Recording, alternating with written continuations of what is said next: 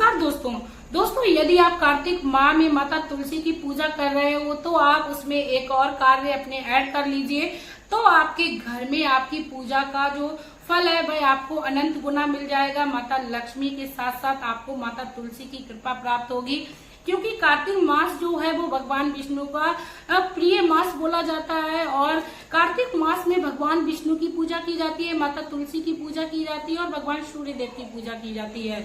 क्योंकि जो भी कार्तिक मास में भगवान सूर्य देव के साथ माता तुलसी की पूजा करता है वह अपने जीवन में संपूर्ण फलों को प्राप्त करता है। इसके साथ ही उसके घर में सुख समृद्धि की बहार आ जाती है। दोस्तों वीडियो को शुरू करने से पहले मैं मेरे आराध्य श्री लक्ष्मी नारायण को मैं कोटि कोटि प्रणाम करती हूँ, मैं उनको कोटि कोटि नमस्कार करती हूँ। दोस्तों कई लोगों का ये सवाल रहता है कि माता तुलसी की पूजा करते समय हमें पहले भगवान सूर्य देव की पूजा करनी चाहिए या भगवान विष्णु की पूजा करनी चाहिए या माता तुलसी की पूजा करनी चाहिए। तो दोस्तों मैं आप लोगों को बता दूं कि पूजा करते समय आपके मन में किसी प्रकार का भ्रम या संदेह नहीं होना चाहिए, क्योंकि कहते हैं सभी देवी देवता एक है। चाहे आप माता तुलसी की पूजा पहले कर लीजिए, चाहे आप भगवान सूर्य देव की पूजा कर लीजिए, आपको फल उतना ही प्राप्त होगा जितना आप किसी की भी पूजा से करते हैं। इसके साथ ही दोस्तों मैं आप लोगों को बता दूं कि आप श्री हरि नारायण की पूजा अवश्य करिए जब माता तुलसी की पूजा कर रहे हो, क्योंकि कहते हैं माता तुलसी को श्री हरि का नाम अति प्रिय है। आप तुलसी की जड़ में जैसे ही जल को चढ़ाते हैं तो जल में क्योंकि कहते हैं माता तुलसी की जड़ में सभी देवी देवताओं का वास होता है, तो आपको सभी देवी देवताओं की पूजा का फल प्राप्त हो जाता है। दोस्तों कई लोगों का ये भी सवाल रहता है कि तुलसी के पौधे में हमें पहले जड़ में जल चढ़ाना चाहिए या पहले हमें पत्तों पर। दोस्तों कई हम लोगों ने देखा है जब हम लोग स्नान करने जाते हैं तो डायरेक्ट कभी भी हम लोग अपने सर से पानी नहीं डालते हैं।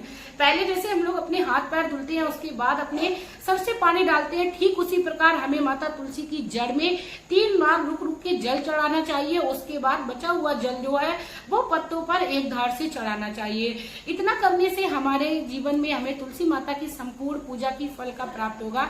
इसके बाद आप कार्तिक मास में यदि माता तुलसी की पूजा करते समय आसन लगाकर माता तुलसी को हल्दी आप प्रयोग करते हैं, हल्दी को आप माता तुलसी की जड़ में अवश्य चढ़ाएं और अक्षत धूप दीप इत्यादि से माता तुलसी की पूजा करें और माता तुलसी को परिक्रमा अवश्य करें। परिक्रमा जो है वो विषम संख्या में करनी चाहिए, जैसे 1 या 5, 3 या 7 या फिर आप 11 की संख्या में आप माता तुलसी के परिक्रमा कर सकते हैं। इसके बाद माता तुलसी की यदि आपको आरती ना आती हो तो आप भगवान श्री वासुदेव के मंत्रों से ही आप माता तुलसी को प्रसन्न कर सकते हैं, जैसे ओम नमो भगवते वासुदेवाय नमः या ओम श्री लक्ष्मी नारायण नमः। इससे ही आप माता तुलसी की पूजा का संपूर्ण आरती का संपूर्ण फल प्राप्त कर सकते हैं। कहते हैं माता तुलसी जो है वो भगवान श्री हरि की पत्नी है और आप तुलसी के पौधे में आप शालिग्राम को भी रख सकते हैं। जब आपके कार्तिक मास चल रहे हो तो आप तुलसी के पौधे में भगवान श्री शालिग्राम को भी तुलसी में स्थापित कर लीजिए और उन पर यदि कच्चे दूध से स्नान प्रतिदिन कराते हैं कार्तिक मास में और आप तुलसी की जड़ में यदि थोड़ा सा दूध कच्चा दूध यदि स्मरण कराते हैं उनको तो आपके जीवन में आपको अनंत गुना फल मिलता है। इसके साथ ही दोस्तों मैं आप लोगों को बता दूं कार्तिक मास में आपको कोशिश करनी चाहिए कि आप गंगा स्नान करिए। यदि आप गंगा स्नान नहीं कर पा रहे हो तो कार्तिक मास के समय आप पूजा के समय आप स्नान करने के समय आप उसमें थोड़ा सा गंगा जल डाल लीजिए, इससे ही आपको गंगा के स्नान के फल की प्राप्त होगी। साथ में दोस्तों मैं आप लोगों को बता दूं कि आपकी कार्तिक माह की जो तुलसी की पूजा है उसका आपको अनंत गुना फल मिलेगा। दोस्तों कहते हैं कि कार्तिक मास में आपको भगवान सूर्य देव को भी अवश्य प्रसन्न करना चाहिए। भगवान सूर्य देव को आपको जल चढ़ाते समय माता तुलसी का भी ध्यान करना चाहिए और भगवान सूर्य देव से आपको प्रार्थना करनी चाहिए। जिस प्रकार आप इस दुनिया को अंधकार से दूर कर रोशनी की ओर ले जाते हो, ठीक उसी प्रकार आप हमारे जीवन में अंधकार को दूर करिए और हमारे जीवन में आप रोशनी को ले आइए, क्योंकि हर व्यक्ति रोशनी में ही खुश रह सकता है। अंधकार में व्यक्ति का जीवन जो है वो दुखों से घिरा रहता है। इसीलिए आप भगवान सूर्य देव से इस विनती के साथ पूजा आराधना करिए। इसके साथ ही दोस्तों मैं बता दूं आप लोग जब भी भगवान सूर्य देव को जल चढ़ाए तो अपने शीश से ऊपर अपने हाथों को रखना चाहिए। इतने ऊपर आप अपने शीश से हाथों को रखिए, इससे आपके जीवन में भगवान सूर्य देव काफी गुना ज्यादा लाभ प्राप्त कराएंगे और भगवान भगवान सूर्यदेव की कृपा प्राप्त होगी। और इसके साथ ही दोस्तों मैं बता दूं, यदि सूर्यदेव को जल चढ़ाते समय हम लोग उनके जल में रोली और थोड़ा सा यदि मीठी सामग्री डाल लेते हैं तो हमें पूजा का जो फल है वह काफी ज्यादा प्राप्त हो जाता है, क्योंकि कहते हैं भगवान सूर्यदेव को लाल रंग का जल जो है वो अति प्रिय है। माता तुलसी की पूजा करते समय आपको कार्तिक मास में अवश्य भोग का इस्तेमाल करना चाहिए। भोग में आप मिश्री भी रख सकते हो, मेवे भी रख सकते हो, या किसी भी प्रकार का आप मिष्ठान भी रख सकते हो।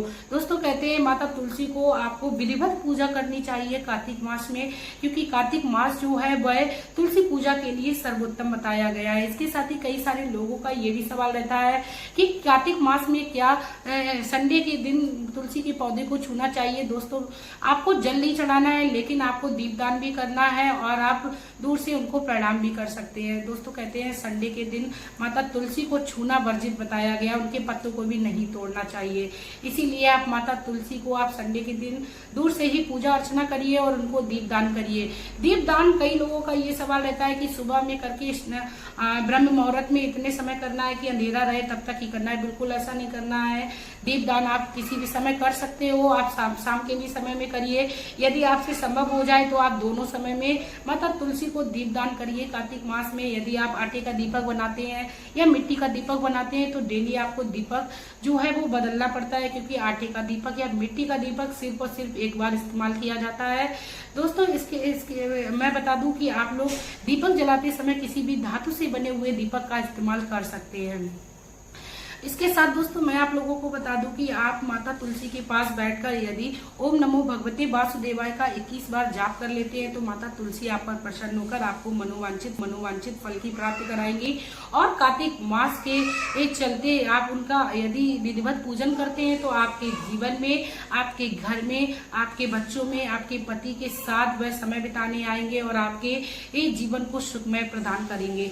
इसके साथ ही दोस्तों मैं आप लोगों से कहना चाहूंगी, यदि आपको कार्तिक मास से संबंधित मेरी ये जानकारी अच्छी लगी हो तो प्लीज आप लोग मेरे चैनल पर इस वीडियो को ज्यादा से ज्यादा शेयर करिए और मेरे चैनल पर विजिट करते रहिए, क्योंकि मैं कई सारी ऐसी वीडियोस आप लोगों तक पहुंचाती रहती हूँ जो आपके जीवन को सुखमय बनाने के साथ साथ आपके घर में कलेश जो है वो खत्म कर दे और आपके जीवन में किसी भी प्रकार की कोई विपत्ति चल रही हो उससे आपको निजात मिल जाए।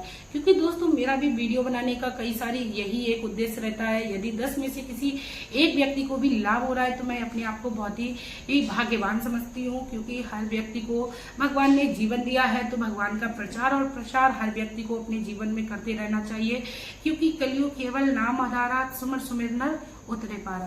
कलयुग कहते हैं कलयुग में यदि राम नाम का हम लोगों ने जाप मात्र कर लिया तो हमारा जो जीवन है वह धन्य हो जाएगा। इसीलिए राम नाम के साथ आपके जो भी आराध्य हो उनका आप जाप करते रहिए और अपने जीवन को धन्य बनाते रहिए। इसी के साथ दोस्तों अब मैं वीडियो में आप लोगों से लेना चाहूंगी विदा। आपका प्यार और कीमती